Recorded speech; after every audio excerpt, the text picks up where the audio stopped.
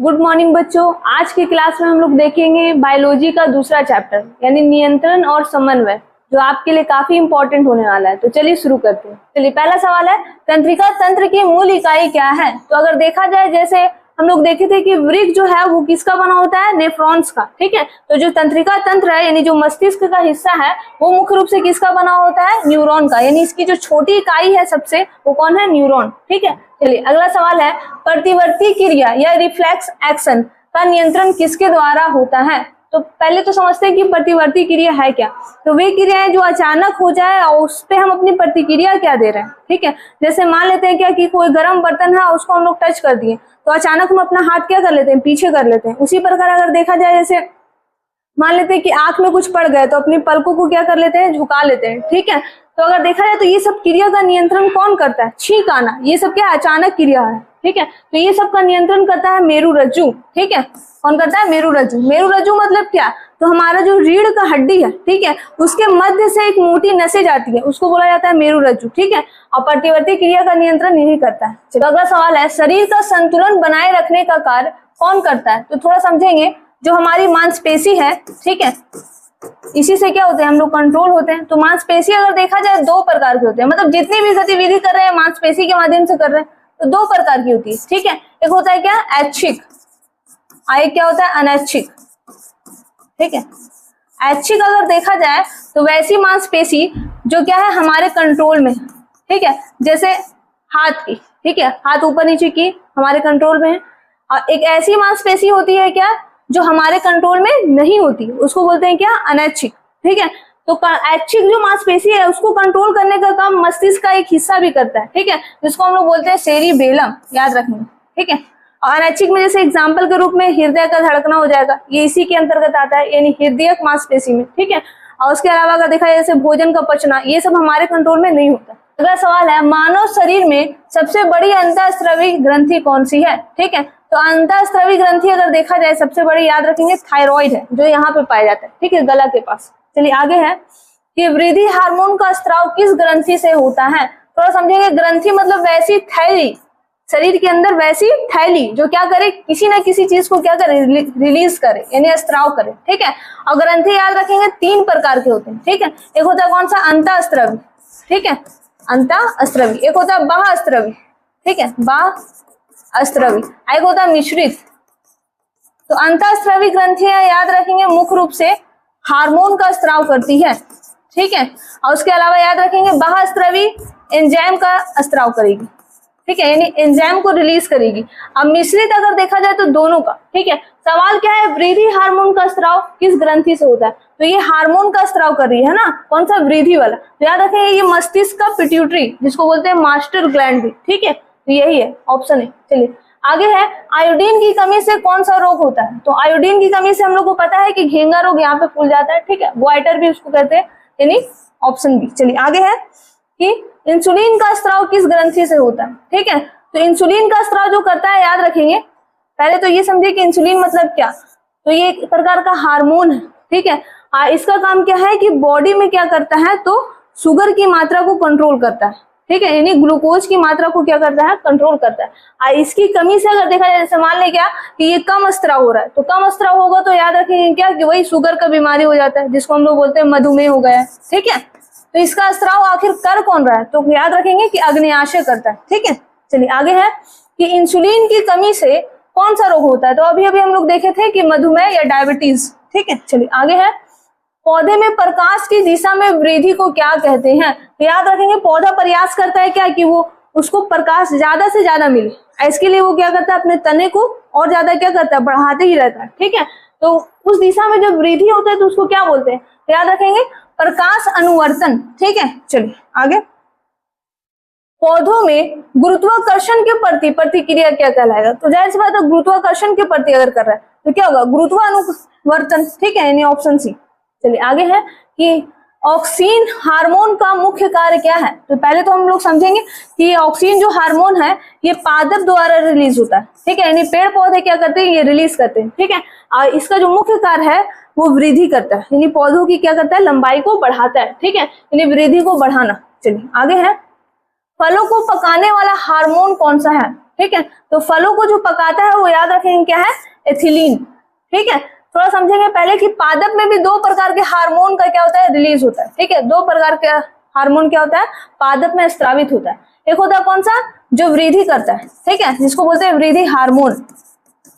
एक क्या होता है जो वृद्धि नहीं करता, ठीक है, वृद्धि को रोकता है, जिसको बोलते हैं क्या, कि वृद्धि रोधक हार्मोन। ठीक है, तो अगर देखा जाए तो वृद्धि हार्मोन में जो आता है ना, वो कौन कौन से आते हैं, ऑक्सिन भी आ जाएंगे, साथ ही साथ याद रखेंगे क्या, जिब्रेलिन आएंगे और साइटोकाइनिन। ठीक है, ये तीनों वृद्धि हार्मोन में आते हैं। तो वृद्धि रोधक में जो आते हैं वो दो आते हैं। ठीक है, एक है एबीए और एक याद रखेंगे क्या, एथिलीन। ठीक है, एबीए के कारण ही याद रखेंगे क्या, कि पेड़ पौधे की जो पत्तियां हैं वो मुरझा करके गिर जाती है। और एथिलीन का भी काम क्या है, तो वो फल को पकाता है। ठीक है, आइए दोनों क्या करता है, वृद्धि रोकने का काम करता है। ठीक है, तो अगर देखा जाए तो सवाल क्या है, फलों को पकाने वाला हार्मोन, तो क्या था, एथिलीन। ठीक है, चलिए अगला सवाल है, कोशिका विभाजन को बढ़ावा देने वाला हार्मोन। तो इससे पहले हम लोग पढ़ लिए कि ऑक्सीन का काम क्या है, तो वृद्धि करना। ठीक है, एथिलीन का काम क्या है, तो हम लोग देखे क्या, कि फल को पका देता है। एबीए का काम क्या है, तो हम लोग देखे क्या, कि पेड़ पौधे का जो पत्ती है वो मुरझा जाता है, मुरझा करके गिर जाता है इसके कारण। ठीक है, तो अगर देखा जाए कोशिका विभाजन कौन करता है, तो याद रखेंगे कौन करता है, साइटोकाइनिन। ठीक है, चलिए आगे है कि पौधों में वृद्धि रोकने वाला हार्मोन कौन सा है, तो हमने देखा था दो ही है, एक एबीए और एक एथिलीन। तो इसमें अगर देखा जाए ऑप्शन कौन सा है, एबीए। ठीक है, चलिए आगे है कि संदेश का एक न्यूरॉन से दूसरे न्यूरॉन तक किसके द्वारा पहुंचता है। तो इसका अगर देखा जाए, देखिए आप लोग सबसे पहले कि ये क्या है, न्यूरॉन का चित्र। ठीक है, इसका सबसे जो ऊपरी हिस्सा है ये, इसको बोलते हैं डेंड्राइट। और बीच में देख सकते हैं आप लोग, ये क्या है, इसका केंद्रक है। ठीक है, और ये जो हिस्सा दिख रहा है आपको, इसको बोलते हैं एक्सॉन। ठीक है, और सबसे नीचे वाला जो हिस्सा है, इसको बोलते हैं क्या, सिनेप्स। ठीक है, आप थोड़ा समझेंगे, सबसे नीचे वाला हिस्सा से क्या होता है, दूसरा न्यूरॉन फिर क्या हो जाता है, कनेक्ट हो जाता है। मतलब अगर देखा जाए तो यहाँ से क्या होता है, संदेश ऐसे ही जाता है, इसके बाद यहाँ से फिर दूसरा न्यूरॉन। ठीक है, तो अगर देखा जाए तो एक न्यूरॉन से दूसरे न्यूरॉन तक, तो किसके माध्यम से जाएगा, तो सिनेप्स के माध्यम से। ठीक है, सबसे जो नीचे वाला हिस्सा है सिनेप्स। चलिए आगे है कि तंत्रिका आवेग किस दिशा में चलता है। तो हम लोग देखें क्या, कि ऊपर से आता है इस प्रकार से, इस दिशा में। ठीक है, ऐसे। तो सबसे पहले डेंड्राइट, फिर ये इसका पूरा जो हिस्सा है, इसको बोलते हैं क्या, कि कोशिका कायिक। ठीक है, यानी कोशिका का पूरा हिस्सा। और उसके बाद जो जाता है एक्सॉन में जाता है। ठीक है, फिर कहाँ, सिनेप्स, सबसे नीचे। तो आगे देखते हैं कि तंत्रिका आवेग किस दिशा में चलता है। तो सबसे ऊपर वाला क्या था, डेंड्राइट, फिर कोशिका काय, पूरा बीच का हिस्सा, और फिर एक्सॉन। और आगे अगर ऐड भी करना होगा तो क्या होगा, सबसे नीचे वाला सिनेप्स। ठीक है, ये ऑप्शन है। चलिए आगे है कि मस्तिष्क का सोचने और याद करने का भाग कौन सा है। तो सबसे अग्र भाग, यानी मस्तिष्क अगर देखा जाए तो उसको हम लोग तीन हिस्सों में बांट करके पढ़ सकते हैं। एक होता है अग्र मस्तिष्क, एक मध्य और एक पश्च। तो अग्र का जो सबसे बड़ा हिस्सा है, ये कहें कि पूरा मस्तिष्क का जो सबसे बड़ा हिस्सा है, उसको हम लोग बोलते हैं क्या, तो बोलते हैं सेरिब्रम। ठीक है, और उसी में याद रखें पूरा याददाश्त वगैरह जितना भी है, जितना भी हम लोग पढ़ रहे हैं, सारा कुछ कहाँ जाता है, तो सेरिब्रम में। ठीक है, जितना भी हम लोग लॉजिक लगा रहे हैं, सारा सेरिब्रम के माध्यम से ही लगा रहे हैं, तो सबसे बड़ा हिस्सा होता है। ठीक है, सोचना और याद करने वाला भाग। ठीक है, तो कौन है, सेरिब्रम। चलिए अगला सवाल है, हृदय गति और श्वसन का नियंत्रण कौन करता है। तो ठीक है, इसका मतलब अगर देखा जाए तो ये जो हृदय की गति है और जो हम लोग सांस लेते हैं, उसका नियंत्रण आखिर कौन करता है। तो मस्तिष्क का सबसे पीछे वाला हिस्सा है। ठीक है, उसको बोलते हैं मेडुला ऑब्लंगाटा। ठीक है, तो ऑप्शन बी हो जाएगा, मेडुला ऑब्लंगाटा। ठीक है, चलिए आगे है, स्पर्श अनुवर्तन का उदाहरण है। ठीक है, मतलब वैसा पेड़ पौधा या वैसा जीव जो क्या करे, किसी के सहारे बढ़े। ठीक है, तो उस प्रकार के जीव को क्या बोलते हैं, कि वो क्या कर रहा है, स्पर्श अनुवर्तन कर रहा है। ठीक है, जैसे आप लोग देखे होंगे कि हम लोग अगर लगाते हैं मनी प्लांट, ठीक है, तो वो भी किसी के सहारे चढ़ता है। ठीक है, उसी प्रकार अगर देखा जाए तो जो भी हम लोग क्या कद्दू वगैरह बोते हैं, ठीक है, या परोर वगैरह, तो वो भी क्या होता है, किसी ना किसी चीज के सहारे आगे की ओर बढ़ता है। ठीक है, तो वो सब किसका उदाहरण है, स्पर्श अनुवर्तन का। तो अगर देखा जाए तो इसमें कौन सा हो जाएगा, तो मटर की लता, ऑप्शन है। ठीक है, चलिए आगे है, अंतःस्रावी ग्रंथियां क्या छोड़ती है। तो क्या छोड़ती है, हम लोग देख चुके थे कि अंतःस्रावी अगर रहेगा तो हार्मोन, और बाह्यस्रावी अगर बोलेगा तो एंजाइम। ठीक है, चलिए आगे है, तंत्रिका संदेश किस रूप में चलता है। तो याद रखेंगे ये विद्युत आवेग के रूप में आगे की ओर बढ़ता है। ठीक है, चलिए अगला सवाल है, एड्रेनलिन हार्मोन कब अधिक निकलता है। ठीक है, तो अगर देखा जाए ये सबसे पहले निकलता कहाँ से, ये हार्मोन, तो जो हमारा किडनी है, किडनी के ऊपर है अधिवृक्क, यानी वृक्क के ऊपर अधिवृक्क, वही क्या करता है, स्त्रावित करता है। कब करता है, जब मान लो क्या कहीं झगड़ा हो गया, ठीक है, या फिर किसी चीज से आपको डर लग रहा है, तो होता है ना जब झगड़ा होता है ना किसी से, तो लगता है कि हमको कि अब क्या, आप तो मारेंगे, ठीक है, मारेंगे यानी तो भाग जाएंगे, तो इसी कारण इसको कहा जाता है लड़ो उड़ो हार्मोन, ठीक है। और सामान्यतः कब निकलता है, जब भय हो या कोई तनाव उत्पन्न, ठीक है, यानी ऑप्शन बी।